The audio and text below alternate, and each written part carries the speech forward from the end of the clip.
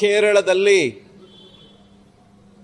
ಕನ್ನಡ ಮಾಧ್ಯಮದ ಶಾಲೆಗಳಲ್ಲಿ ಕೇರಳದ ಗಡಿ ಪ್ರದೇಶದಲ್ಲಿ ಇರ್ತಕ್ಕಂಥ ಕನ್ನಡ ಶಾಲೆಗಳಲ್ಲಿ ಮಲಯಾಳಮನ್ನು ಕಡ್ಡಾಯಗೊಳಿಸಿರ್ತಕ್ಕಂಥದ್ರ ಬಗ್ಗೆ ಕಾಂಗ್ರೆಸ್ಸಿನ ನೀತಿ ಏನು? ನಮ್ಮ ರಾಜ್ಯದ ಮುಖ್ಯಮಂತ್ರಿಗಳು ಟ್ವೀಟ್ ಮಾಡಿದ್ದಾರೆ, ನಾನು ಅಭಿನಂದಿಸ್ತೇನೆ. ಈ ಥರ ನಮ್ಮ ಕನ್ನಡಿಗರ ಮೇಲೆ ಮಲಯಾಳಮನ್ನು ಕಲಿಲೇಬೇಕು ಅಂತ ಕಡ್ಡಾಯಗೊಳಿಸಿರತಕ್ಕಂಥದ್ದನ್ನು, ಹೇರಿಕೆ ಮಾಡಿರ್ತಕ್ಕಂಥದ್ದನ್ನು ಸಿದ್ದರಾಮಯ್ಯ ಅವರು ಟ್ವೀಟ್ ಮಾಡಿದ್ದಾರೆ, ಖಂಡಿಸಿದ್ದಾರೆ. ನಾನು ಕೇಳೋದಕ್ಕೆ ಬಯಸ್ತೇನೆ, ಮಾತೆತ್ತಿದ್ರೆ ವೇಣುಗೋಪಾಲ್ ಅವರು ಮಾತಾಡ್ತಾರೆ, ಪ್ರೆಸ್ ಕಾನ್ಫರೆನ್ಸ್ ಮಾಡ್ತಾರೆ, ಟ್ವೀಟ್ ಮಾಡ್ತಾರೆ. ಇದ್ರ ಬಗ್ಗೆ ವೇಣುಗೋಪಾಲ್ ಅವರು ಜನರಲ್ ಸೆಕ್ರೆಟರಿ AICC, ಏನು ಕಾಂಗ್ರೆಸ್ಸಿನ ನೀತಿ? ಈ ವಿಷಯಕ್ಕೆ ಸಂಬಂಧಪಟ್ಟಂತೆ ಮಾತಾಡಿ ಕಾಂಗ್ರೆಸ್ಸಿನ ಸ್ಟ್ಯಾಂಡ್ ಏನು? ದ್ವಿಮುಖ ನೀತಿನ ಅನ್ನುವಂಥದ್ದನ್ನು ಸ್ಪಷ್ಟಪಡಿಸಬೇಕು ಅಂಥೇಳಿ ನಾನು ಈ ಸಂದರ್ಭದಲ್ಲಿ ಹೇಳೋದಕ್ಕೆ ಬಯಸ್ತೇನೆ. ಈ ರೀತಿ ಕನ್ನಡಿಗರ ಮೇಲೆ ಮಲಯಾಳಂ ಭಾಷೆಯನ್ನು ಹೇರ್ತಕ್ಕಂಥದ್ದು ಸರಿಯಲ್ಲ.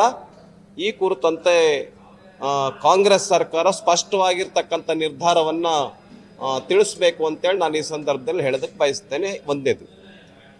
ಇನ್ನು ಎರಡನೇದು, ಹುಬ್ಬಳ್ಳಿಯಲ್ಲಿ ನಮ್ಮ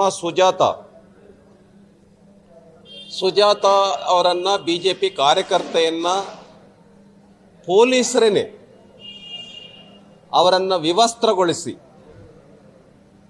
ಪೊಲೀಸ್ ಸ್ಟೇಷನ್ಗೆ ಕರ್ಕೊಂಡೋಗಿರ್ತಕ್ಕಂಥದ್ದು ಅತ್ಯಂತ ಮಾನವ ಸಮಾಜ ತಲೆ ತಗ್ಗಿಸ್ತಕ್ಕಂಥ ವಿಷಯ. ಇದೊಂದು ಅನಾಗರಿಕ ಸಮಾಜದ ಲಕ್ಷಣ. ಈ ಥರ ಮಾಡ್ತಕ್ಕಂಥದ್ದು ಕಾಂಗ್ರೆಸ್ ಕಚೇರಿಗಳಾಗಿದ್ದಾವೆ ಕರ್ನಾಟಕ ರಾಜ್ಯದಲ್ಲಿ, ಪೊಲೀಸ್ ಠಾಣೆಗಳು ಅಂತಕ್ಕಂಥದ್ದು. ಆದ್ದರಿಂದ ಮುಖ್ಯಮಂತ್ರಿಗಳು ಮತ್ತು ಹೋಮ್ ಮಿನಿಸ್ಟರ್ ಯಾರು ಆ ಪೊಲೀಸರು ಈ ವಿಷಯದಲ್ಲಿ ಸಹಭಾಗಿಗಳಾಗಿದ್ದಾರೆ, ನಮ್ಮ ಸುಜಾತ BJP ಕಾರ್ಯಕರ್ತೆಯನ್ನು ವಿವಸ್ತ್ರಗೊಳಿಸಿದ್ದಾರೆ, ಆ ಪೊಲೀಸರನ್ನು ವಜಾಗೊಳಿಸಬೇಕು ಅಂತೇಳಿ ಈ ಸಂದರ್ಭದಲ್ಲಿ ಆಗ್ರಹ ಪಡಿಸ್ತೇನೆ. ಇದೊಂದು ಇಡೀ ಮಾನವ ಸಮಾಜಕ್ಕೆ ಒಂದು ಘೋರ ಅಪಮಾನ ಮಾಡಿರ್ತಕ್ಕಂಥ ಘಟನೆ. ಇದೊಂದು ಅನಾಗರಿಕ ಸಮಾಜ ಅನ್ನೋದರ ಕಡೆಗೆ ಯಾವ ಅನಾಗರಿಕನೂ ಕೂಡ ಈ ಥರ ಮಾಡೋದಿಲ್ಲ, ಯಾವ ಪ್ರಾಣಿಗಳು ಕೂಡ ಈ ಥರ ಮಾಡೋದಿಲ್ಲ. ಆದ್ದರಿಂದ ಕೂಡಲೇ ಮುಖ್ಯಮಂತ್ರಿಗಳು ಮತ್ತು ಗೃಹ ಮಂತ್ರಿಗಳು ಆ ಪೊಲೀಸರು ಯಾರಿದ್ದಾರೆ ಅವ್ರನ್ನ ವಜಾಗೊಳಿಸಬೇಕು ಅಂತೇಳಿ ಈ ಸಂದರ್ಭದಲ್ಲಿ ಆಗ್ರಹ ಪಡಿಸ್ತೇನೆ. ರಾಜ್ಯಾದ್ಯಂತ ಭಾರತೀಯ ಜನತಾ ಪಾರ್ಟಿ ಅವರನ್ನು ವಜಾಗೊಳಿಸಬೇಕು ಅಂತೇಳಿ ಆಗ್ರಹ ಪಡಿಸ್ತಾ, ಮತ್ತು ವಿವಸ್ತ್ರಗೊಳಿಸಿರ್ತಕ್ಕಂಥ ನಮ್ಮ ಸುಜಾತ ಅವರಿಗೆ ಏನು ಮಾನಹಲ್ಲೆ ಆಗಿದೆ, ಮಾನಭಂಗ ಆಗಿದೆ, ಈ ವಿಷಯಕ್ಕೆ ಕುರಿತಂತೆ